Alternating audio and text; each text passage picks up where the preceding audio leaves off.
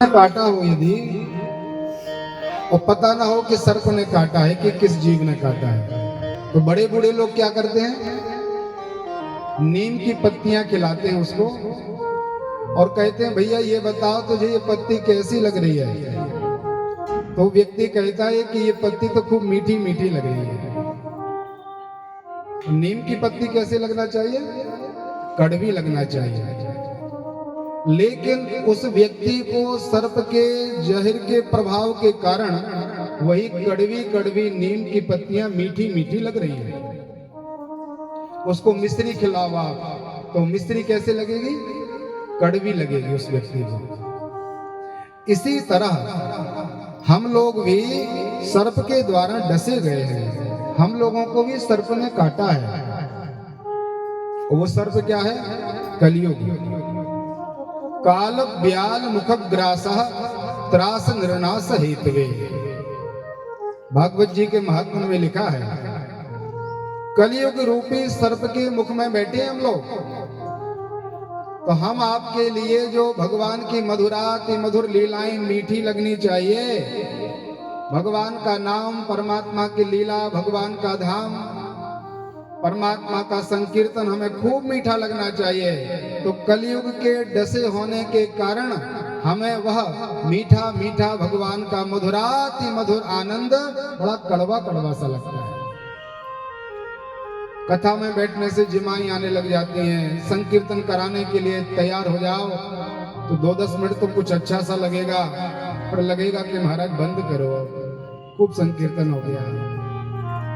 तो ये क्या है, मधुराति मधुर परमात्मा हमें कड़वे लग रहे हैं, और जो संसार हमें कड़वा लगना चाहिए, जो स्थिर नहीं है, जो शाश्वत नहीं है, जो मिथ्या है, जो कभी हमारा ना हुआ है, ना है और ना होगा, वह संसार हमें अत्यंत मीठा लगता है, खूब प्रिय लगता है। भोले बाबा कहते हैं, उमा कहूं मैं अनुभव अपना, सत हरि भजन जगत सब सपना। हे उमा, मेरा अनुभव तो यही है, ये संसार नश्वर है, नाशवान है, और यदि संसार में कोई लेने योग्य वस्तु है, पाने योग्य वस्तु है, गाने योग्य वस्तु है, तो क्या है, सत हरि भजन, परमात्मा का नाम, भगवान की कथा ही सत्य सार है। तो जब हम लोगों को पता चल गया कि हमें मीठी वस्तु कड़वी लग रही है, कड़वी वस्तु मीठी लग रही, तो दवाई कराना चाहिए कि नहीं। किसी रोग का जब तक पता ना हो तो व्यक्ति मनमुखी व्यवहार करता है, जैसा आया, जैसा खाया, जैसा व्यवहार किया, सब चलता है।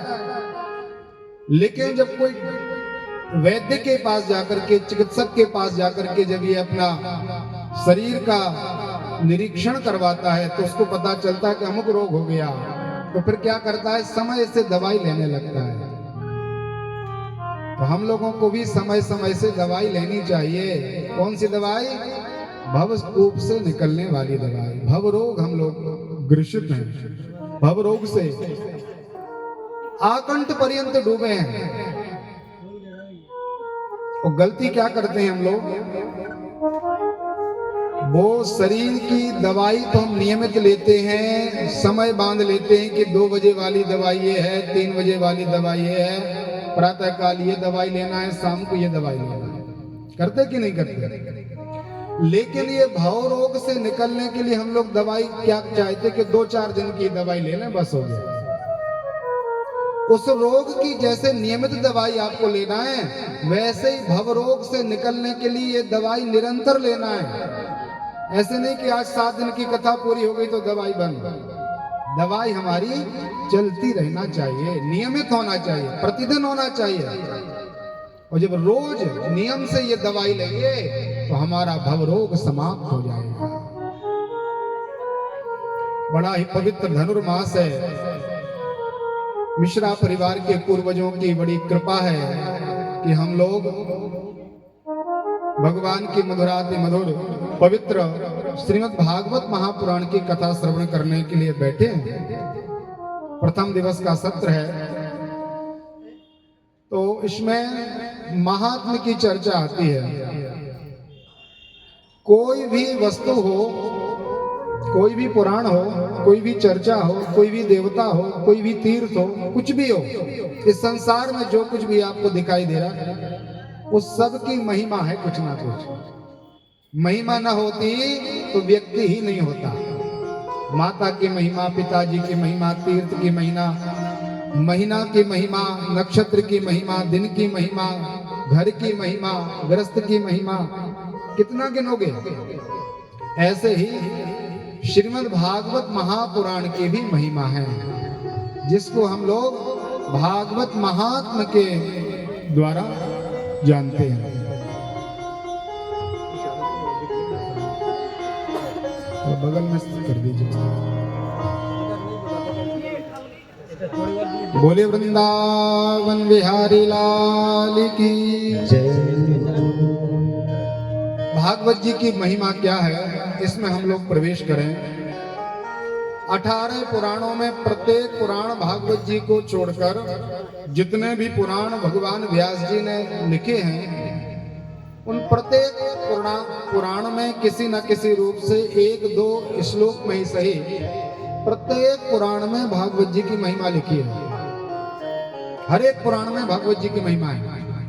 लेकिन पद्म पुराण के उत्तरखंड में और स्कंद पुराण के वैष्णव खंड में विशेष रूप से भागवत जी की महिमा गाई है। स्कंद पुराण में 4 अध्यायों में भागवत जी की महिमा है और पद्म पुराण के उत्तरखंड में 6 अध्यायों में भागवत जी का महात्म्य गाया है। किसी वस्तु की महिमा हमें नहीं पता तो उसके प्रति श्रद्धा हो जाएगी। कोई व्यक्ति जिसको आप जानते नहीं हो, खूब भजनानंदी है, खूब भजन करने वाला है और आपके यहाँ बैठ जाए, खूब आपको राम राम करे, तो 1-2 बार तो आप राम राम कर लोगे, तो बार बार पीछे ही पड़ जाए तो आप कहेंगे कैसा पागल व्यक्ति है। और किसी तीसरे व्यक्ति के द्वारा पता चले कि ये जो व्यक्ति आपको राम राम कर रहे हैं वो कोई साधारण नहीं, वो वैष्णव जगत की कीर्ति है, तो आपका भाव तत्काल बदल जाएगा। कुर्सी से उतर के आप उनको दंडवत प्रणाम करो। आपने प्रणाम क्यों किया? जब उनके प्रति आपको उनकी महिमा की पता चली कि ये व्यक्ति कैसा है। ऐसे ही भागवत जी की महिमा है। पहले हम लोग स्कंद पुराण की महिमा सुन लें। बड़ा ही विस्तृत पुराण है स्कंद महापुराण। 80,000 से भी ज्यादा श्लोक हैं स्कंद पुराण में। अलग अलग खंड हैं उसमें, वैष्णव खंड, युद्ध खंड, शैव खंड, गणपति खंड, और उसी में खंड रेवा खंड। आप लोग सत्यनारायण की कथा सुनते हैं ना, तो उसमें अध्याय के पीछे लिखा रहता है जय जय श्री स्कंद पुराणे रेवा खंडे सत्यनारायण महात्म्ये प्रथम अध्याय। रेवा खंड में संपूर्ण नर्मदा जी की महिमा है। उसी पुराण में एक खंड है जिसका नाम है वैष्णव खंड। उस खंड के 4 अध्यायों में श्रीमद् भागवत जी की पवित्र महिमा है। हुआ क्या, जब परमात्मा अपनी लीला करके इस धराधाम से भगवान चले गए, स्वधाम पधारे, कुछ अधर्म का भी स्थान संसार में बढ़ने लग गया, पापाचार होने लगा। पांडवों के वंश में केवल परीक्षित जी हैं और परमात्मा यदुवंश में परमात्मा के प्रपौत्र हैं। भगवान के बेटे का नाम है प्रद्युम्न, प्रद्युम्न के बेटे का नाम है अनिरुद्ध और अनिरुद्ध के बेटे का नाम है वज्रनाभ। ये वज्रनाभ महात्मा हैं। इनको लगा कि हमारे पूर्वज यदुवंशी तो सब भगवान की माया में मोहित होकर के सब चले गए, शांत हो गए, हम कहाँ जाएं। तो वज्रनाभ जी ने सुन रखा था कि हमारे संबंधी हैं हस्तिनापुर में, पांडव जो हैं और जो यदुवंशी हैं ये मामा बुआ के हैं, इनका पवित्र संबंध है। वज्रनाभ जी महाराज हस्तिनापुर आए तो यहाँ आकर के क्या देखा कि पांडवों की पवित्र कीर्ति में अर्जुन का पोता है परीक्षित। अर्जुन के बेटे का नाम है अभिमन्यु और अभिमन्यु के बेटे का नाम है महात्मा परीक्षित। बोलिए परीक्षित जी महाराज की चक्रवर्ती राजा हैं वो उस समय के। वज्रनाभ जी आए, प्रणाम किया, खूब वार्तालाप हुई। बोले महाराज लंबे समय के बाद आप पधारे। और परीक्षित जी ने अपने वंश की चर्चा सुनाई, अपने पूर्वजों की महिमा को गाया। तो वज्रनाभ जी ने परमात्मा की दिव्य लीलाओं का संक्षिप्त रूप से स्मरण किया। परीक्षित जी ने कहा कि तुम ऐसा करो, द्वारिका तो डूब गई है, द्वारिका पर कोई राजा नहीं रह सकता, संपूर्ण द्वारिका को भगवान ने जलमग्न कर दिया। इसलिए अब तुम ऐसा करो, तुम ब्रज के राजा बन जाओ। कहाँ के राजा बन जाइए? संपूर्ण ब्रज के, वृंदावन मथुरा आदि के तुम राजा बन जाइए। स्कंद पुराण में लिखा है, वज्रनाभ जी ने कहा कि आप स्वयं चलिए और मेरा अभिषेक कीजिए, व्यवस्थाएं करिए। तो महात्मा परीक्षित जी स्वयं आए और सांडेल्य महात्मा को लेकर के ब्रजमंडल में प्रवेश किया। आज से 5000 वर्ष पहले की ये कथा है, लंबा समय नहीं हुआ। वज्रनाभ जी महाराज आए तो वृंदावन में तो कुछ भी नहीं था, मथुरा में कोई चिन्ह नहीं है, संपूर्ण ब्रज में कोई किसी प्रकार की लीलाओं के चिन्ह नहीं बचे। तो वज्रनाभ जी ने परीक्षित जी से कहा कि भगवान कोई उपाय करें। तो कहा हमें यहाँ भगवान का स्मरण करना पड़ेगा, संकीर्तन करना पड़ेगा, भगवान का नाम लेना पड़ेगा, तो भगवान ही कृपा करेंगे। बड़ा सुंदर वहां पर संकीर्तन प्रारंभ हुआ। संकीर्तन जो हुआ है वो राधा कुंड के पास हुआ। पुराण में लिखा है, साएव सवा शैवस्तानि वंशो तत्प्रेम रूपिकाः आत्मा रामस्य कृष्णस्य ध्रुवमात्मस्ति राधिकाः। जहां परमात्मा ने राधिका जी के साथ खूब लीलाएं की, भगवान ने वेणु बजाई, जो वेणु जो वंशी परमात्मा के प्रेम का स्वरूप है, वहां आकर के भगवान की कुछ रानियां और वज्रनाभ जी संकीर्तन करने लगे। बड़ा सुंदर संकीर्तन हुआ। उस संकीर्तन का श्रवण करके राधा कुंड के पास गोवर्धन गिरि निकटे सखी स्थले तद्रजः काम रूपः। सखी स्थले गिरिराज सन्निकटे, उद्धव कुंड के पास, कुसुम वन के पास, कुसुम सरोवर के पास एक लता के बीच में से भगवान उद्धव जी प्रकट हो गए। बोलिए उद्धव जी महाराज की जय। उद्धव जी ने कहा महाराज आप लोग परेशान से दिख रहे, कारण क्या है? तो कहा भगवान की चर्चा सुनाइए। कहा बिल्कुल सुनाएंगे, लेकिन कलयुग लगा है, इसलिए इस कलयुग को दमन करने के लिए राजा परीक्षित को भेज दो और हम तुम लोगों को कथा सुना देंगे। वहां तक यमुना जी थी पहले। तो यमुना जी के पुलिन पर उद्धव जी ने 1 महीने की कथा सुनाने का संकल्प लिया। यही श्रीमद् भागवत महापुराण 1 महीने सुनाने का संकल्प हुआ। अन्य भगवान की जो पट्ट रानियां हैं वो मैया यमुना जी को प्रसन्न देख करके प्रश्न करती हैं कि आप भी भगवान की पत्नी हो, क्योंकि यमुना जी का नाम कालिंदी है और यमुना जी का विवाह भगवान नारायण के साथ हुआ। बोले हम लोग इतने दुखी हैं, परेशान हैं, भगवान के विरह में हैं, और तुम्हारे ऊपर कौन सी कृपा है कि तुम्हें आनंद हो रहा है? क्या बात है? तब यमुना जी ने कहा देवियों तुम केवल परमात्मा का भजन करती हो, इसलिए तुम्हें भगवान की प्राप्ति नहीं हो रही। हम राधा जी का स्मरण करते हैं, राधा जी का ध्यान करते हैं, राधा जी का संकीर्तन करते हैं, राधा जी का स्मरण करते हैं, इसलिए हमें कभी भगवान का वियोग लगता ही नहीं कि भगवान हमसे कहीं दूर गए। इसमें एक सिद्धांत छुपा हुआ है। परमात्मा की प्राप्ति का साधन भगवती माँ राधिका है। भगवती प्रसन्न हो जाए तो परमात्मा की भक्ति प्रदान कर देती हैं। इसलिए आप राधा जी का स्मरण करें तो सुंदर संकीर्तन हुआ, मैया ने प्रकट होकर के दर्शन दिया। कलयुग के निग्रह के लिए महात्मा परीक्षित जी संपूर्ण भारत भूमि में भ्रमण करने लगे। भ्रमण करते करते जब लौटे तो कथा पूरी हो गई थी। 1 महीना निकल गया। परीक्षित जी ने कहा, महाराज आपने मेरे साथ बड़ा भारी पक्षपात किया है। जिन परमात्मा की पवित्र कीर्ति श्रवण करने के लिए, भगवान के नाम के आश्रय के लिए हम अपने चक्रवर्ती पद से सुशोभित हस्तनापुर नाम की नगरी का त्याग करके चले आए, और यहाँ आकर के हमें कुछ भी प्राप्त नहीं हुआ।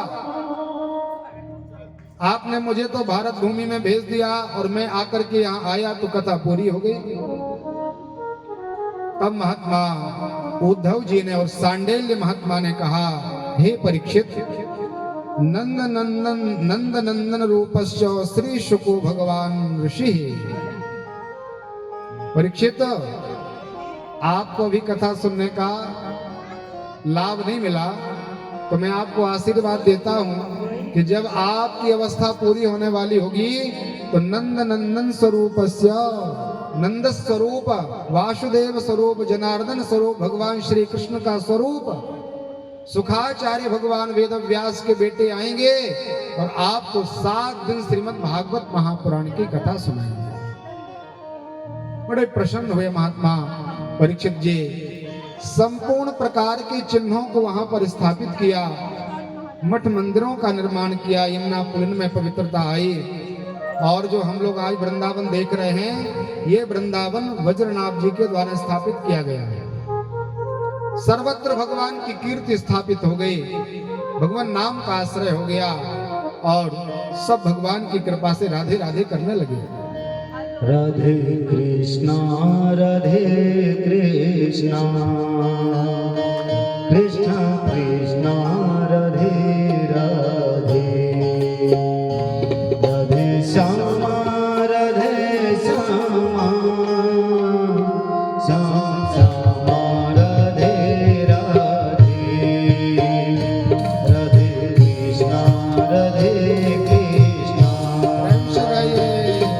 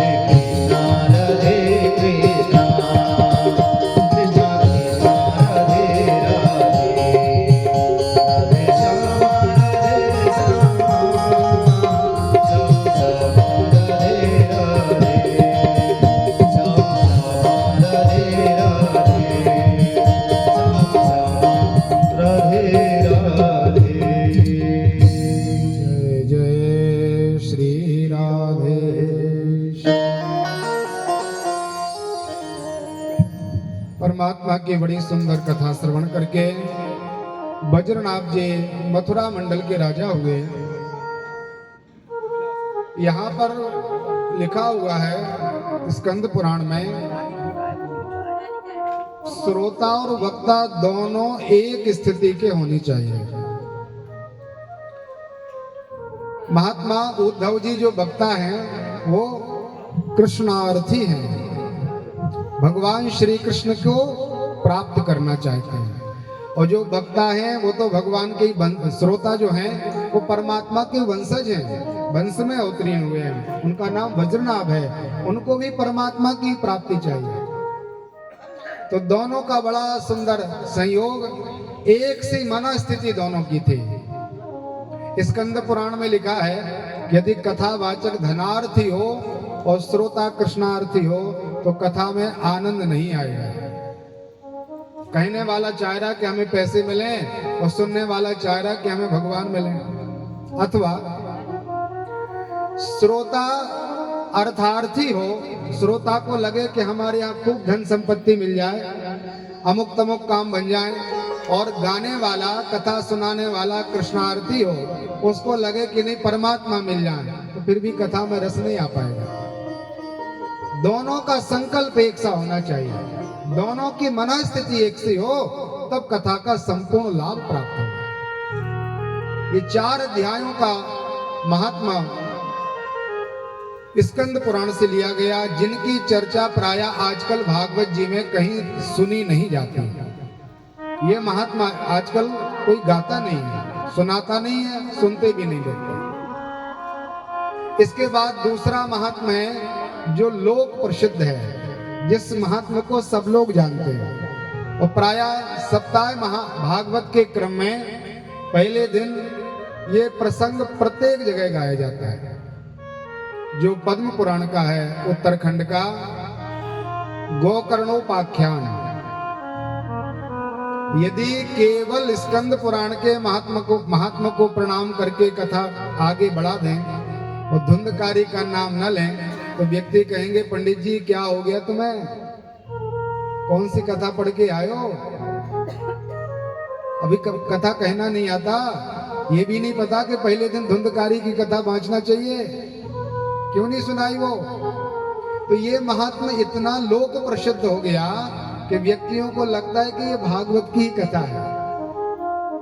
बोले महाराज आपकी कथा में धुंधकारी तो निकला ही ना है, तो ये भागवत में नहीं है धुंधकारी, भागवत जी के महात्मा में कि भागवत की चर्चा सुन के धुंधकारी का उद्धार हुआ। ये कथा पद्म पुराण के उत्तरखंड में जो 6 अध्यायों में भगवान व्यास जी ने लिखी हुई है। हम लोग गोकर्णोपाख्यान में प्रवेश करें। प्रथम श्लोक है, आप लोग हाथ जोड़ लें और बड़े संयत मनः स्वस्थ एकाग्रचित्त होकर के भगवान को प्रणाम करें। एक बार हम गाएंगे एक श्लोक और इसके बाद आप लोग गाना। सच्चिदानंद रूपाय सच्चिदानंद रूपाय विश्वोत्पत्त्यादि हेतवे विश्वोत्पत्त्यादि हेतवे तापत्रय विनाशाय श्री कृष्णाय वयं नुमः श्री कृष्णाय वयं नुमः श्री कृष्णाय वयं नुमः श्री कृष्णाय वयं नुमः। बोले वृंदावन बिहारी लाल की जय हो। भगवान के स्वरूप का दर्शन कराया, सत्य चित्त और आनंद स्वरूप। भगवान त्रिकालावादित सत्य हैं, आदि मध्य और अंत से रहित हैं परमात्मा। भगवान को इसलिए सत्य कहा गया है। भागवत जी के महात्म्य में, भागवत जी के प्रथम मंगलाचरण में, भागवत जी के मध्य में और भागवत जी के अंतिम संभरण लीला में भी भगवान को सत्य कह के प्रणाम किया। सत्य क्या है? हम लोग सत्य हैं क्या? ये सागर सत्य है, ये टेंट लगा हुआ ये सत्य है, ये पेड़ पौधे सत्य हैं क्या? सत्य की परिभाषा क्या है? बोले सत्य उसको कहा जा सकता है जो अनादिकाल पहले था, आज है और अनादिकाल बाद में भी रहेगा, उस सत्ता को ही सत्य कहा जाता है। तो सागर का इतिहास यदि आप लोग उठा के देखें तो 5-6 हजार वर्ष से ज्यादा का नहीं निकलेगा, ये अंदाज है, होगा तो 2-3 हजार वर्ष का केवल सागर का इतिहास। इसके पहले सागर नाम का कोई नगर नहीं था, आज है। और क्या पता 10,000 साल बाद सागर रहेगा कि नहीं रहेगा। हम आप भी जो बैठे हैं, किसी की अवस्था 80 वर्ष की हो सकती है, कोई 50-55 का होगा, कोई 25-30 का होगा। तो इसके पहले हम संसार में थे क्या? इसके बाद 100 वर्ष बाद रहेंगे? तो हम सत्य नहीं हैं। जो अनादिकाल से रहा है और रहेगा, वही सत्य है। और ऐसे केवल और केवल परमात्मा है और दूसरी कोई वस्तु नहीं। इसलिए भगवान को क्या कहा गया? सत्य। भगवान को चित कहा, आनंद स्वरूप परमात्मा है। तीसरा लक्षण सत्य, चित और आनंद। दुनिया में कोई भी कितने भी प्रकार का कार्य या उपभोग हो जिसमें आपको खूब आनंद मिलता हो, बार बार इच्छा होती हो महाराज ऐसा ये खाने के लिए मिल जाए, ये पीने के लिए मिल जाए, और यदि वह वस्तु आपको बार बार दी जाए तो उसमें आनंद आपका समाप्त हो जाएगा। दुनिया में कहीं आनंद नहीं है। आनंद यदि कहीं पर है तो केवल परमात्मा के पास है। जो आनंद सिंधु सुख राशि, सी करते त्रिलोक सुपासी। जैसे आपको चाय पीने में आनंद है, अभी पी रहे हो आप लोग, मान लीजिए एक उदाहरण है, और आपसे कहा जाए कि चाय के अतिरिक्त कुछ नहीं देंगे, आप तो चाय पीजिए, दिन में 10 बार पियो, 20 बार पियो, चाय ही चाय लीजिए। तो जिस चाय के प्रति आपका राग था, प्रेम था, बार बार देने पर वैसा प्रेम बचेगा क्या?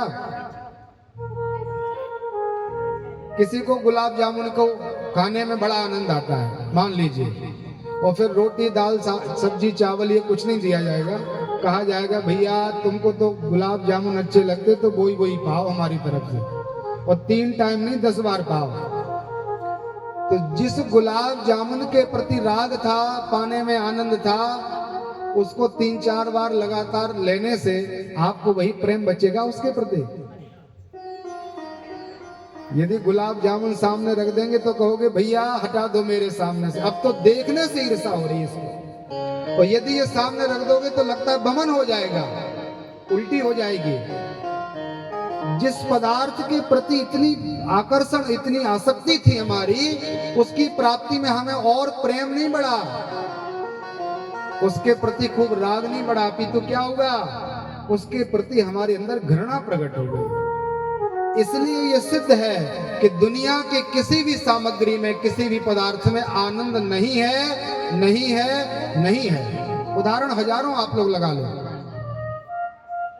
और परमात्मा का स्मरण, भगवान का नाम और परमात्मा की कथा कैसी है?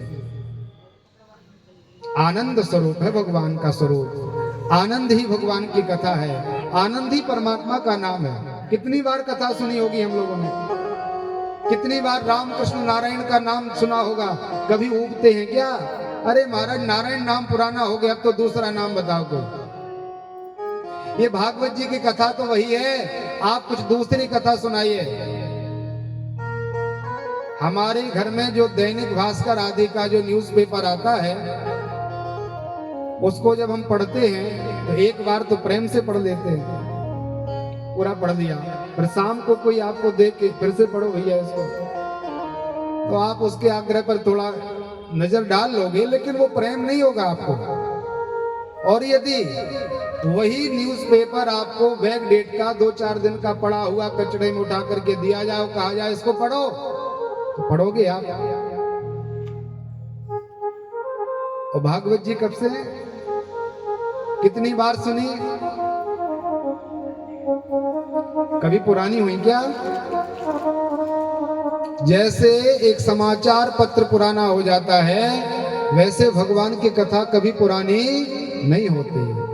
पुराण जो है ना, पुरा नूतनम स पुराणम, जो अत्यंत प्राचीन होने के बाद भी जो नूतन बना रहे, उसमें से नई नई वस्तुएं मिलती रहे, ऐसी सामग्री का नाम है पुराण। और जितनी बार आप ये कथा सुनोगे, जितनी बार आप इसका पाठ करोगे, तो नई वस्तु प्राप्त होगी आपको। ये महिमा है। एक एक अक्षर से आप पाठ करना अपने घर में, और पूरा पाठ बिल्कुल संयत मना होकर के करना, पूरा ध्यान एकाग्र करके करना। और फिर जब फिर से एक बार पढ़ना, तो आपको फिर से नई वस्तु मिलेगी, कुछ ना कुछ आपको पुराण में नया मिलेगा। इसलिए आनंद स्वरूप परमात्मा है। क्या करते हैं? बोले विश्वोत्पत्त्यादि हेतुवे। विश्वोत्पत्त्यादि, आदि शब्द लगा है। विश्व का सृजन, पालन और संहार के जो हेतु हैं, जो परमात्मा थोड़ा सा प्रसन्न हो जाए तो संसार बन जाता है, पालन हो जाता है।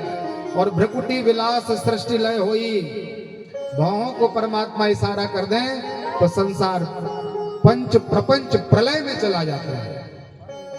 तो बोले भैया, परमात्मा जब इतने बड़े हैं और इतने बड़े बड़े कार्य करने वाले हैं, उनका नाम हम लेंगे या सुनेंगे तो हमें क्या मिलेगा?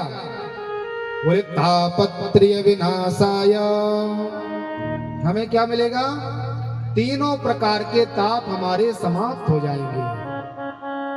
श्री नारायण भगवान का, रामकृष्ण नारायण का, भगवान शिव का, भगवती दुर्गा जी का, गणपति जी का, भगवान सूर्य नारायण का आश्रय लेने से हमारे त्रिविध ताप समाप्त हो जाते हैं। तीनों प्रकार के ताप मिट जाते हैं, आदि दैविक, आदि भौतिक और आध्यात्मिक।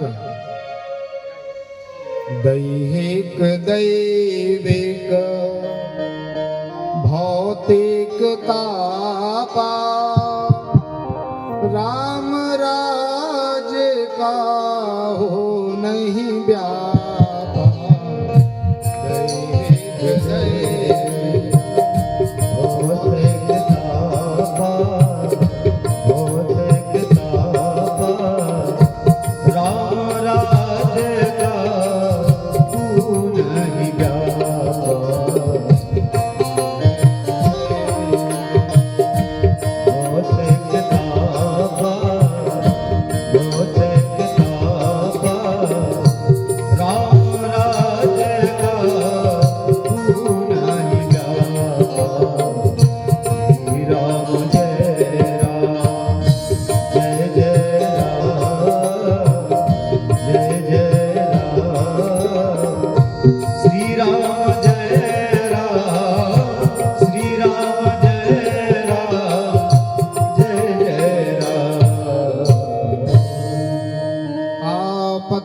विनाशाय, परमात्मा की चरण शरण ग्रहण करते ही हमारे तीनों प्रकार के ताप उन्मूलित हो जाते हैं, समाप्त हो जाते हैं। कष्ट बराबर आता है, जीवन में कोई अंतर नहीं आता। जन्म भी होगा हमारे घर में, मरण भी होगा, सुख भी आएगा, दुख भी आएगा, आरोग्यता भी मिलेगी तो साथ साथ रोग भी आएगा। ये सब चक्कर है, वो चलेगा। लेकिन यदि परमात्मा का आश्रय हमने ग्रहण कर लिया तो हमें उसके प्राप्ति में प्रसन्नता नहीं होगी, और उसके विछोह में, उसके समाप्त होने में, उसके नष्ट होने में हमें तकलीफ नहीं होगी, क्योंकि हमने भगवान का आश्रय ले लिया। एक संत महात्मा ट्रेन में बैठे थे, चले जा रहे थे, अकेले थे, उनके साथ 4-4 सूटकेस थे। सन्यासी हैं,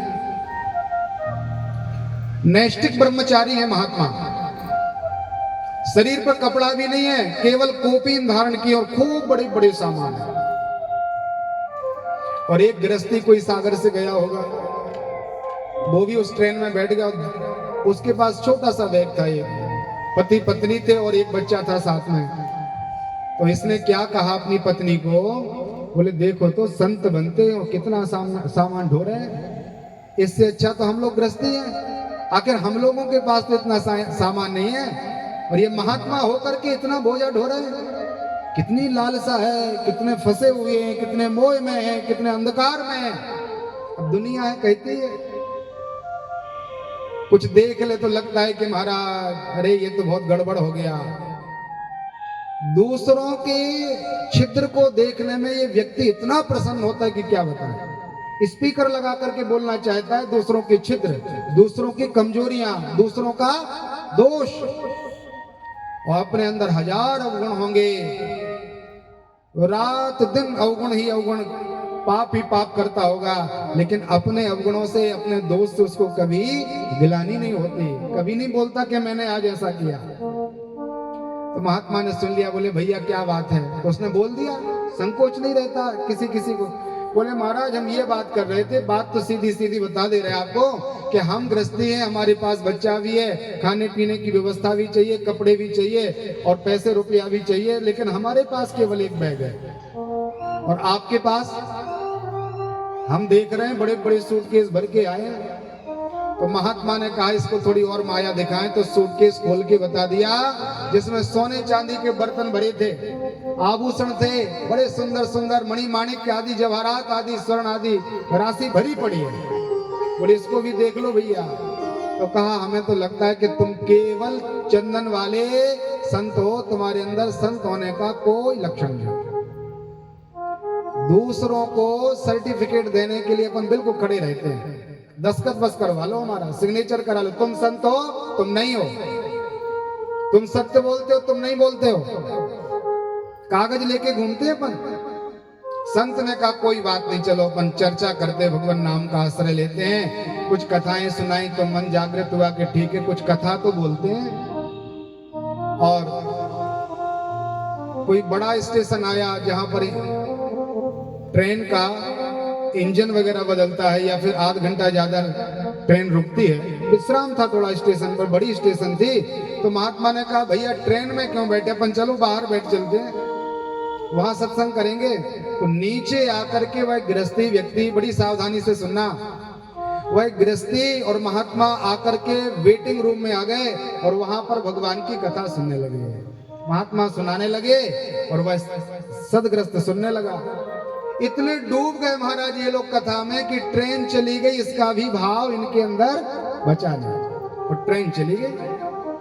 जब ट्रेन छूटी, उसकी पत्नी चली गई, उसका बेटा चला गया और एक छोटा सा बैग भी ट्रेन में, और महात्मा के 4-4 बड़े बड़े सूटकेस। उसने कहा महात्मा जी ट्रेन शायद लग रहा है कि प्लेटफॉर्म पर नहीं है। बोले चिंता क्यों करते हो भैया, ट्रेन चली जाएगी तो हम भी पीछे से दूसरी ट्रेन में बैठ के चले जाएंगे, अभी कथा चल रही, कथा सुन के जाना। बोले महाराज ऐसे कैसे हो सकता है, मेरी बीवी मेरे साथ से चली जाएगी, कितनी परेशान होगी, बच्चा भी छोटा है और हमारे कुछ रुपया पैसे भी उसे हमारे बैग में पड़े हुए हैं। महात्मा ने कहा कि जो कुछ भी इस संसार में है ये सब परमात्मा का है। इतने क्षण के लिए आपके पास, आपकी प्राप्ति के लिए आपके साधन से मिला था, अब तुम्हारा नहीं हो गया तो चला गया। अब तुम्हारी पत्नी नहीं थी तो चली गई, अब तुम्हारा बेटा नहीं था तो तुम्हारा साथ छोड़ के चला गया, अब तुम्हारा संग वैग से नहीं है तो रुपया पैसा भी चला गया। तो ये तो रो रहा था, इसने प्रणाम पूर्वक महात्मा के चरणों में प्रणाम किया संत जी से और कहा महाराज ये बताओ, पत्नी तो हमारी मिल जाएगी कहीं ना कहीं, बेटा भी मिल जाएगा, लेकिन लगता है कि वो थैला हमारा नहीं मिलेगा जिसमें पैसे हैं। हमारे पास तो 1000-2000 रुपए थे और आपके पास, आपने तो हमें बताया था इतना धनराशि, बहुमूल्य रत्न आदि भरे थे, आपको तो पसीना भी नहीं आया, आपको तो कोई टेंशन नहीं हुई, आपको तो तनाव नहीं बना, आपने कोई विचार नहीं किया बात क्या है। तब उस गृहस्थी को संत भगवान ने कहा महाराज अंतर केवल यही है भगवान के भजन करने वालों में और गृहस्थियों में। जो गृहस्थी होता है जिसने भगवान का आश्रय नहीं लिया, उसका यदि 1 रुपए या थोड़ा सा भी कुछ हाथ से खिसक जाए तो बड़ा विचलित हो जाता है, परेशान हो जाता है। हमें भगवान संसार की स्त्री प्रदान कर दे तो हमें प्रसन्नता नहीं है, और हमें हमारा अपना शरीर का नेत्र भी चला जाए, हाथ भी चला जाए, पैर भी टूट जाए, शरीर भी छूट जाए तो हमें भगवान से उलाहना नहीं है। तो तापत्रय विनाशाय, जब हम भगवान की शरण ग्रहण कर लेते हैं तो हमारे तीनों ताप समाप्त हो जाते हैं। कितने भी दुख आ जाएं, कितनी भी तकलीफें आ जाएं, कितनी भी विपरीत परिस्थिति हमारे बीच में बन जाए, हमें उसमें परेशानी नहीं होगी। ऐसे श्री कृष्णाय वयम नमः, श्री कृष्ण भगवान के पाद पद्मों में हम सब बारंबार प्रणाम करते हैं। बोलिए सच्चिदानंद भगवान की जय। अब हम लोग महात्मा में प्रवेश करें। पवित्र नैमिषारण्य धरा है, उत्तर प्रदेश में आप लोग जाएंगे। कई लोगों ने, आप लोगों ने तीर्थ में दर्शन जाकर किया है। चक्र तीर्थ है, पवित्र तीर्थ है नैमिषारण्य। 18 पुराणों का विवेचन व्यास जी भगवान ने वहीं से किया है। मां पराम्बा भगवती ललिता मैया वहां पर अधिष्ठात्री देवी हैं। चक्र पवित्र तीर्थ है, आज भी जल ऐसा घूमता रहता है वहां निरंतर। उस नैमिषारण्य में एक बार सौनकादिक महात्मा इकट्ठे हुए। सतयुग द्वापर त्रेता परिवर्तित हो गया। कलयुग का प्राकट्य है, कलयुग का प्रथम चरण है। तो महात्माओं ने विचार किया कि हमारा जो सत्कर्म है, जो त्रेता युग से है, जो द्वापर से है, जो सतयुग से है, वो सत्कर्म रूपी हमारा जो धन है वो कलयुग छीन कर करने न ले जाए। कलयुग बलपूर्वक हमसे इसका भेन्य न कर दे, हमें इससे दूर ना होना पड़े और हमारे अंदर पाप प्रवेश न कर जाए। दो बातें, एक तो पुराना संचित पुण्य न चला जाए और दूसरा कलयुग का प्रभाव हमारे ऊपर ना हो। इससे बचने के लिए क्या करना चाहिए? सब महात्मा इकट्ठे हुए। वयोवृद्ध महात्माएं जिनका नाम है श्री शौनक जी महाराज। ये शौनक जी जो हैं, ये सुनक महात्मा के बेटा हैं। बड़ी सावधानी से सुनना। सुनक जी बड़े सदग्रस्त हैं, दाम्पत्य जीवन में हैं, ब्राह्मण हैं और षडंग वेद के ज्ञाता है महात्मा सुनक बाबा। इन्होंने भगवान भोले बाबा की आराधना की काशी में और भगवान शिव को प्रसन्न करके एक पुत्र की लालसा की कि हमारे यहाँ ऐसा बेटा हो जो ब्रह्म ज्ञानी बेटा हो। भोले बाबा ने स्वप्न में महात्मा सुनक को आशीर्वाद दिया और कहा, महाराज आपके यहाँ ऐसा बेटा होगा जो त्रिभुवन में साक्षात सूर्य भगवान के समान प्रकाश करने वाला होगा। प्रसन्न हुए महात्मा। समय आया तो इनके यहाँ बेटा हुआ। तो जैसे पिताजी का नाम है सुनक, तो अपने बेटे का नाम रख दिया सौनक। जैसे नभग है पिताजी, तो नभग ने अपने बेटे का नाम रख दिया नाभाग। जैसे पिताजी का नाम है रेवत, तो अपनी बेटी का नाम रख दिया रेवती। ऐसे कई उदाहरण हैं। सुनक जी महाराज बड़े प्रसन्न हुए कि मेरे यहाँ बेटा हो गया, ग्रस्त जीवन की सफलता मुझे प्राप्त हुई। सुंदर इसको शास्त्रीय शिक्षा प्रदान करनी चाहिए। नीतिकार कहते हैं, माता शत्रु पिता बेरी एन वालो न पाठिता, ते शोभते सभा मध्य हंस मध्य बको यथा। आजकल के माता पिताओं को सुनना चाहिए। माता पिता उस संतान के सबसे बड़े शत्रु हैं जिन्होंने समय रहते हुए अपने बेटा या बेटी के लिए शास्त्रीय शिक्षा प्रदान नहीं की। भागवत जी के 7वें स्कंद में भगवान प्रहलाद जी कहते हैं, कौमार आचरेत प्राज्ञः। कौमार अवस्था में, छोटी अवस्था में हमें अपनी बेटा बेटी का मार्गदर्शन करना चाहिए।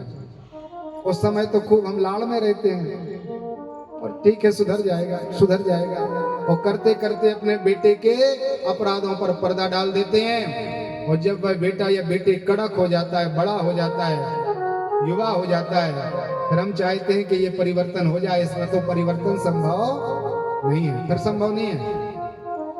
महात्मा सुनक जी ने खूब आनंद दिया, लाड़ भी दिया तो नीति का ज्ञान भी प्रदान किया। महात्मा विचार करते हैं कि कोई श्रेष्ठ व्यक्ति मिल जाए इनको पढ़ाने के लिए। तो प्रयागराज की भूमि में एक महात्मा रहते हैं जिनका नाम है भरद्वाज महात्मा। भरद्वाज मुनि बसही प्रयागा। उन भरद्वाज महात्मा के चरणों में अपना बेटा अर्पित कर दिया और कहा, महाराज आप सुंदर शिक्षा प्रदान करो। सौनक जी का सांगोपांग विद्याध्ययन हुआ, समावर्तन संस्कार हुआ, विद्या पढ़ करके घर आए, पिताजी के चरणों में प्रणाम किया। पिताजी ने कहा बेटा पढ़ाई लिखाई हो गई क्या? कहा महाराज कुछ परीक्षा ली होगी पिताजी ने कि बताओ ये कहा कैसा है। तो इन्होंने चारों वेदों को कंठ किया है, चारों वेद कंठ में हैं, जहां से जो पूछना हो उसे पूछ लो। प्रसन्न हुए महात्मा और कहा बेटा अब तुम ऐसा करो, विवाह करके गृहस्थ जीवन में प्रवेश कर लो।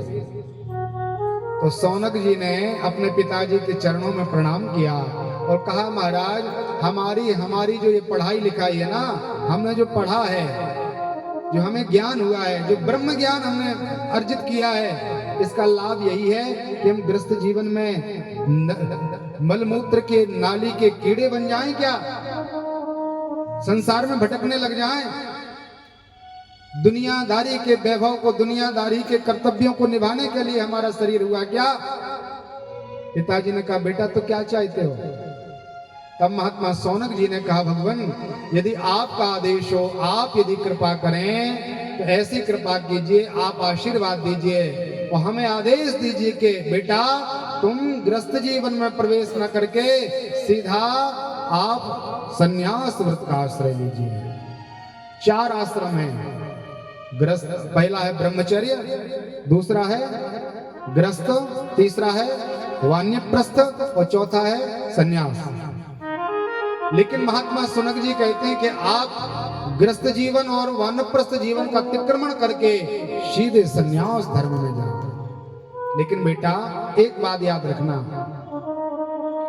यदि स्वप्न में भी, बहुत सावधानी से सुनना आप लोग, सौनक जी कहते हैं कि स्वप्न में भी 20 वर्षों के अध्ययन काल में यदि तुम्हें कभी अपने घर की याद आई हो, कभी तुम्हें उस पढ़ाई के समय में माता पिता दिखे हो स्वप्न में, व्यवहार में तो अलग है, यदि स्वप्न में भी कभी तुमने याद किया हो तो तुम गृहस्थ जीवन में ही जाओ, तुम्हें गृहस्थ जीवन का ही आश्रय लेना चाहिए, तुम सन्यासी मत बनना। और यदि तुम्हारे अंदर इतनी निष्ठता हो कि स्वप्न में भी माता पिता को भी याद न किया हो, वो है सन्यास, तब तुम सन्यास व्रत का आश्रय लो। तब महात्मा शुनक बाबा बड़े प्रसन्न हुए, सौनक जी ने प्रणाम किया और रमा विलास राम अनुरागी, जो राम जी के अनुरागी हैं वो क्या करते हैं, इस संसार को बमन के समान छोड़ देते हैं, त्याग देते हैं। तजो बमन यव बड़ नर भागी, वह नर बड़ा ही भाग्यशाली है जिसने संसार को उल्टी के तरह त्याग दिया। बमन जो है ना, उसको कोई यदि बमन कर दे तो उस तरफ देखने की इच्छा होती है क्या? पुनः उस तरफ मुड़ने की इच्छा नहीं होती। इसी तरह इस संसार को, इस संसार के सुखों को, इस संसार की भौतिकता को और इस संसार के पाप को हमें उल्टी की तरह, बमन की तरह त्याग देना चाहिए। सौनक जी महाराज नैमिषारण्य धरा पर पधारे। अन्य अन्य महात्माओं को पता चला कि हमारे आचार्य जी आए हैं तो हम लोग भी चलें, इसलिए उनके पीछे देखते ही देखते 88,000 महात्मा आ गए। इतनी बड़ी संख्या में महात्मा इकट्ठे हुए।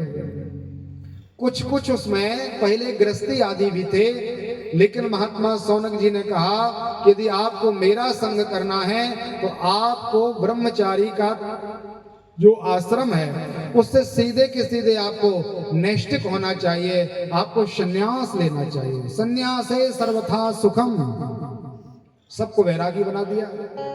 भजन करने लगे, पूछा महाराज क्या करना चाहिए, कौन सा भजन करें? तो जितने लोग होते हैं उतनी प्रकार की बातें बनती हैं। बनती कि नहीं बनती? बोले 4 लोग हैं, 4 प्रकार की बातें कर रहे हैं। ऐसे ही यदि किसी को भगवान का नाम प्रिय होगा तो वो जब उससे कुछ पूछा जाएगा तो वो यही बताएगा कि आप तो भगवान का नाम लो, राम राम करो। किसी के अंदर यदि गंगा जी के प्रति खूब श्रद्धा होगी तो वो क्या कहेगा, भैया साहब काम छोड़ दो और गंगा जी के तट पर रह के भगवान का भजन करो। अपने अंदर जिसकी प्रतिष्ठा होती है वही व्यक्ति अपने वचनों के द्वारा बताता है। तो सब अपनी अपनी बातों को कहने लगे, कोई सिद्धांत प्रकट नहीं हो पाया। तब उन सबके बीच में एक श्री सूत जी महाराज जो युवान हैं, दिगंबर जैसा स्वरूप है, बड़े सुंदर हैं, आभा मंडल बड़ा प्रखर है। ऐसे महात्मा सूत जी का आगमन हो गया। बोले सूत जी महाराज की जय। समय का पंछी उड़ता जाए, समय का पंछी उड़ता जाए, क्यों प्राणी हरि नाम ना गाए। बोलो राम, बोलो राम, बोलो राम, बोलो राम, बोलो राम, बोलो राम, बोलो राम, बोलो राम। समय का पंछी उड़ता जाए, समय का पंछी उड़ता जाए, क्यों प्राणी हरि नाम ना गाए। बोलो राम, बोलो राम, बोलो राम, बोलो राम, बोलो राम।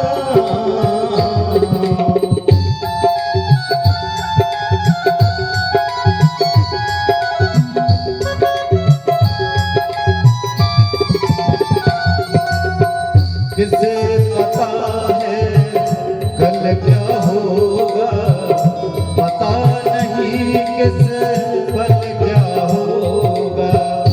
किसे पता है कल क्या होगा, पता नहीं किस पल क्या होगा। बीता कल फिर लौट न आए, बीता कल फिर लौट न आए, क्यों प्राणी हरि नाम ना गाए। बोलो राम, बोलो राम, बोलो राम, बोलो राम।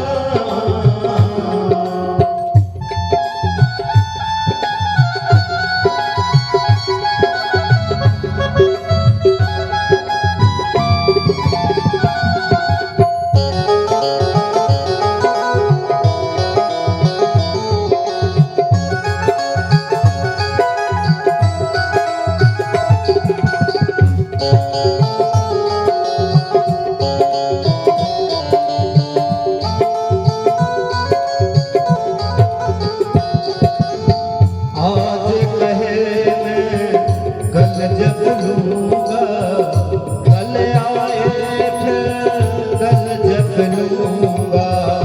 आज कहे मैं कल जब लूंगा, कल आए फिर कल जब लूंगा। बीता कल फिर लौट न आए, बीता कल फिर लौट न आए, क्यों प्राणी हरि नाम ना गाए। बोलो राम, बोलो राम, बोलो राम, बोलो राम।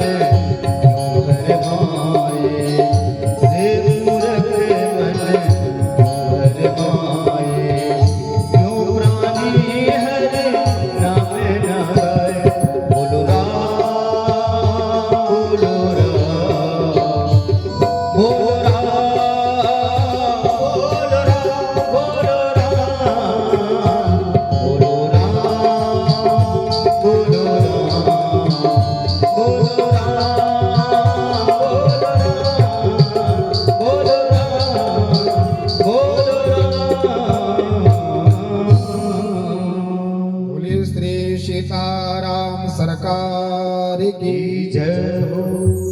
हजारों महात्माओं के बीच में महात्मा श्री सूत जी का आगमन हुआ। आप लोगों ने एक कथा सुनी होगी भागवत जी के 10वें स्कंद में उत्तरार्ध में। एक बार कोई सूत जी महाराज कथा सुना रहे थे, बलदाऊ जी आए तो दाऊ जी ने कुसा सूत जी के ऊपर फेंक दी और महात्मा सूत जी का वध हो गया। सुना है क्या? बलदाऊ जी ने सूत जी को पूरा किया। ये कथा सुनी आप लोगों ने? नहीं सुनी? भागवत जी की वो भी कथा है। 2 सूत हुए हैं जो भगवान व्यास जी के शिष्य हैं। उनका नाम है रोमहर्षण। क्या नाम है? रोमहर्षण। और जो रोमहर्षण के बेटा हैं उनका नाम है उग्रश्रवा। जो ये वाली कथा सुना रहे हैं वो रोमहर्षण सूत जी ने नहीं सुनाई। 88,000 महात्माओं को ये कथा सूत जी के बेटा जिनका नाम उग्रश्रवा है, जो सुखदेव जी के शिष्य हैं, उन्होंने ये संपूर्ण कथा सुनाई है।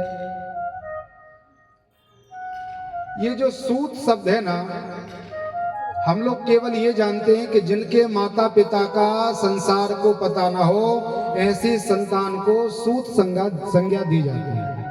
जैसे कर्ण को क्या कहते थे? सूत पुत्र। तो केवल ये नहीं है कि जिसके माता पिता का ज्ञान नहीं वो ही सूत है। ये बहुत विस्तृत परिभाषा नहीं है। होता क्या है, किसी ब्राह्मण पुरुष के द्वारा किसी क्षत्रिय महिला से किसी बेटे का जन्म हो तो वह अनुलोम संतान कहलाती है, अनुलोमज कहलाता है वह। और किसी ब्राह्मण कन्या से कोई क्षत्रिय पुरुष बालक या बालिका को जन्म दे तो वह विलोम नाम की संतान कहलाती है, जिसको विलोमज कहा जाता है। ये दोनों वर्ण संकर हैं। अपनी जाति में विवाह न करके किसी अन्य जाति में विवाह कर लें तो क्या उससे बालक बालिका होगी तो क्या कहलाएगी? वर्ण संकर। और जो वर्ण सांकर्य है, ये सांकर्य इतना विरोधी है हमारी परंपराओं का कि हजारों प्रकार का पिंडदान, लाखों प्रकार का श्राद्ध प्रतिदिन व्यक्ति तर्पण करे। किसी दूसरी जाति में विवाह करके बेटा जन्म कर लिया, और वो बेटा रोज गया जी में बैठा रहे, अपने माता पिता को रोज प्रयाग में जाकर के पिंडदान करे तो वो पिंडदान लगने वाला नहीं है, नहीं है, नहीं है। वह संतान सांकर्य दोष से युक्त रहती है। तो अनुलोम सांकर्य तो दोनों खराब है, लेकिन अनुलोम सांकर्य थोड़ा ठीक है और विलोम सांकर्य उतना प्रसिद्ध नहीं है। यदि किसी ब्राह्मण बालिका के या स्त्री के गर्भ से किसी क्षत्रिय के तेज से बालक बालिका का जन्म हो तो वह विलोमज कहलाता है। और ऐसी संतान को सूत नाम दिया जाता है। ऐसी संतान को क्या कहा जाएगा? सूत। आप लोगों ने सुना होगा बार बार, सूत मांगद बंदीना। बोले सूत मांगद लोग, बंदी लोग जय जयकार करने लगे, तो वही सूत है ये सब। और किसी ब्राह्मणी महिला से कोई वैश्य पुरुष संतान को उत्पन्न करे तो उसको मांगद कहा जाता है। और यही क्रिया यदि शूद्र से हो तो वह बंदी कहलाता है। ये जो भाट लोग होते हैं ना, विरदावली आदि जो गाते हैं, तो ये जो वर्ण सांकर्य है ये एक बार यज्ञ के द्वारा हो गया। भगवान सूत जी का जन्म नहीं हुआ किसी माता की कुक्षी से। श्री सूत जी महाराज अयोनिज हैं, उन्होंने किसी मैया के गर्भ में जीवन नहीं लिया। 2 प्रकार के यज्ञ होते हैं, एक होता है स्तोत्र यज्ञ और एक होता है स्मार्त यज्ञ। स्मार्त यज्ञ हम लोग करते हैं जिसमें अपन बोलते हैं स्वाहा स्वाहा स्वाहा। ये कौन सा यज्ञ है? स्मार्त यज्ञ। और एक यज्ञ स्तोत्र यज्ञ होता है जिसमें स्वाहा नहीं कहा जाता है, उसमें कहा जाता है वसटकारः। इंद्राय वसट सूर्याय वसट, उसमें स्वाहा शब्द नहीं लिया जाता। इसमें हम लोग जवातिली को हविष्य बना करके स्वाहा करते हैं, उसमें छोटे छोटे परोडास का निर्माण किया जाता है उस यज्ञ में। जैसे बाटी होती है छोटी, तो बाटी का बड़ा स्वरूप है, इसको छोटा मान लो, छोटी छोटी सी बाटी जैसी बनाई जाती है पुरोडास की, और वो यज्ञ वेदी के अंदर स्थापित की जाती है देवता को, और जब वो पक्व हो जाती है तो प्रसाद में फिर दिया जाता है। पुरोडास का नाम तुलसीदास जी ने भी रामायण में लिया है। पुरोडास चाहे रासव खाया, गधे के लिए कभी पुरोडास सुलभ नहीं है, प्राप्त नहीं होता। तो एक बार देवता लोग यज्ञ कर रहे थे, महात्मा लोग यज्ञ कर रहे थे, और उस स्मार्त यज्ञ में क्या था कि यज्ञ के कुंड के अंदर देवताओं का स्थान सुनिश्चित कर दिया। ये इंद्र का स्थान है, ये वरुण का स्थान है, ये प्रजापति का स्थान है, ये बृहस्पति भगवान का स्थान है। जहां बृहस्पति जी का स्थान है वहां बृहस्पति जी का नाम लेकर के वहां पर वसट कार्य किया जाता था, बृहस्पति वसट छोड़ दिया जाता था। लेकिन कई बार पंडित जी लोग क्या करते हैं, प्रमाद में विधि का अतिक्रमण कर देते हैं। जैसी विधि होनी चाहिए वैसी विधि का बहुत आदर नहीं होता, और यदि विधि का परिवर्तन होता है तो वह कर्म भी परिवर्तित हो जाता है। कर्म परिवर्तित होने से उसका फल भी बदल जाता है। तो उस यज्ञ में जहां पर भगवान बृहस्पति जी का क्षेत्र था, वहां पर भूलवश महात्माओं ने, यज्ञ के आचार्य ब्राह्मणों ने इंद्र का नाम लेकर के इंद्राय वसट, ये विधि का विलोम कर दिया, और विधि सांकर्य होने से उस स्थान से, बृहस्पति है ब्राह्मण और इंद्र है राजा, क्षत्रिय का स्वरूप है, इसलिए बृहस्पति के स्थान से इंद्र का स्थान का आहुति या वसटकार किया गया, तो उससे अयोनिज बालक का प्राकट्य हो गया उसी यज्ञ कुंड में से। तो सूती स्थान से प्रकट होने के कारण उस बालक का नाम महात्माओं ने क्या रख दिया, श्री सूत जी। बोलिए सूत जी महाराज की जय हो। ये अयोनिज है महात्मा सूत जी, विधि सांकर्य हो गया इनमें। एक बार ये महात्माओं के बीच में कथा कर रहे थे तो बलदाऊ जी आए, सब महात्मा खड़े हो गए, और व्यास मंच की मर्यादा है कि कोई भी आ जाए तो व्यास मंच पर बैठे हुए व्यक्ति को किसी को प्रणाम नहीं करना चाहिए, उठ करके अभिवादन नहीं करना चाहिए, क्योंकि इस मंच के नीचे जो कुछ है वो व्यवहार है, और मंच के ऊपर वहां पर जो भी कोई बैठा है वो केवल व्यास है, ऐसी मर्यादा है। और दूसरी बात ये भी है कि यदि वो ऊपर बैठा वाला व्यक्ति मिश्रा जी की तरह यदि व्यवहार निभाने लगे, आइए महाराज बैठिए, चलो आप यहाँ बैठ जाओ, चलो आइए महाराज, तो कथा कब करेगा फिर? बड़े बड़े संत आएंगे, वक्ता का कई बार जो वक्ता से भी श्रेष्ठ व्यक्ति हैं, जैसे उनके गुरुदेव हैं, माता पिता, श्रेष्ठ व्यक्ति, कोई भी आया अवस्था में कोई बड़ा है, उठ करके बार बार दंडोती करे, पूजा करे, हो गई कथा। तो महात्माओं ने एक मर्यादा स्थापित कर दी कि हम लोग व्यवहार निभा लेंगे, लेकिन व्यासासीन जो व्यक्ति है उसको किसी को कोई प्रणाम नहीं करना। तो बलदाऊ जी को भगवान सूत जी ने प्रणाम नहीं किया। दाऊ जी को लगा कि ये तो थोड़ा सा अनुचित व्यवहार है इनका, और इन्होंने मुझे प्रणाम नहीं किया। तो सब साधारण व्यक्ति, जन साधारण में ये लोक प्रसिद्ध कथा है कि भगवान बलदाऊ जी ने क्रोध करके हल मूसल उठा करके सूत जी का सिर धड़ से अलग कर दिया। ये कथा नहीं है। भागवत जी में लिखा है कि भगवान सूत जी ने जब तपस्या की, रोमहर्षण महात्मा सूत जी ने इतना तप किया कि भगवान प्रकट हो गए। लक्ष्मी नारायण परमात्मा ने दर्शन दिया, और भगवान ने आकर के कहा, भगवान आप तो निरंतर मेरा नाम उच्चारण गाते सुनते हो, कथा मात्र ही के जीवन में निरंतर कथा सुनते हो, गाते हो, तुम्हें क्या कमी पड़ गई हमें बुलाने की, क्या जरूरत है? अरे मेरा दर्शन, मेरा आश्रय व्यक्ति इसलिए बार बार चाहता है कि भगवान के चरणों में प्रेम हो जाए, कथाएं अच्छी लगने लग जाए, भगवान का नाम होने लग जाए। तो सूत जी ने रोते हुए भगवान के चरणों में प्रणाम करके कहा, भगवान हमारी एक कामना है। क्या कामना है? बोले आप ऐसा आशीर्वाद दो कि इसी व्यास मंच पे आपका नाम गाते गाते, कथा कहते कहते, संकीर्तन करते करते हमारा शरीर पूरा हो जाए। 1 महीना पहले एक महात्मा शांत हुए, आप लोगों ने देखा होगा यूट्यूब आदि पे, वैसे भजन करते ही करते टिक गए। देखा आप लोगों ने? फेसबुक वगैरह पे खूब आया था, उनका नाम मुझे याद नहीं आ रहा। तो जीवन का लाभ तो देखो आप, मरना तो सबको है। अपन यहाँ कथा सुन रहे हैं, आपकी मन वृत्ति कहाँ है? कथा सुनने में, भगवान की कथा में। यहाँ बैठने वाला व्यक्ति कोई ऐसा होगा जो मुश्किल से यहाँ वहां की चर्चा सोच रहा होगा। कितना भी कुछ हो, लेकिन आपको कहीं ना कहीं घूम भटक के मन आपका कथा में आ जाता है, और सुनाने वाले का मन भी वहीं पर घूमता है कि हमें क्या सुनाना है। तो वो कितना भाग्यशाली जीव होगा जो भगवान के सामने, भागवत जी के सामने, तुलसी जी के सामने वहीं पर राम राम सत्य हो गया, परमात्मा को प्रिय हो गया।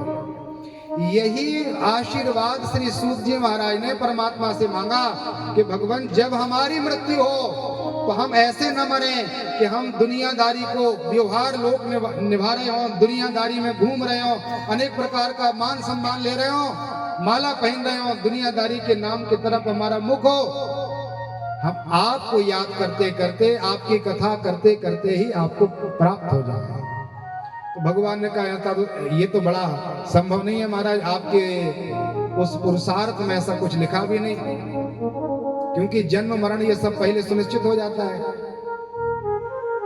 गरुड़ पुराण में लिखा है कि जब ये जीव गर्भ में आता है तो उस समय आयु विद्यम, आपकी आयु कितनी है, आपके पास कितना पैसा होगा, आप कितने बुद्धिमान होंगे, आप कब मरेंगे, ये जन्म लेने के पहले सुनिश्चित हो जाता है।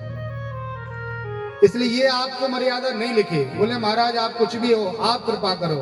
तब भगवान ने कहा ठीक है, हम दाऊ के रूप में आएंगे और दाऊ जी के द्वारा आपका ये मनोरथ सिद्ध कर देंगे। बलदाऊ जी सामने खड़े हैं। श्री सूत जी महाराज को लगा कि लगता है कि हमारा जीवन का अंतिम क्षण आ गया।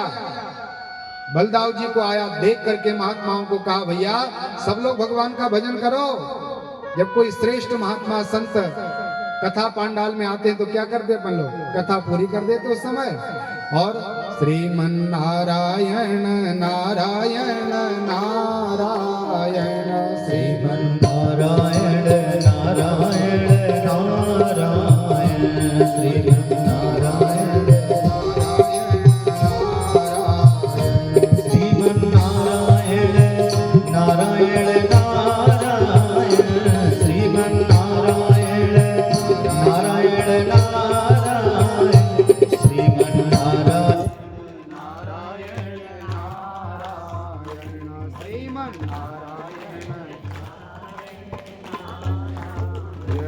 लक्ष्मी नारायण नारायण नारायण, लक्ष्मी नारायण। सब गाइए।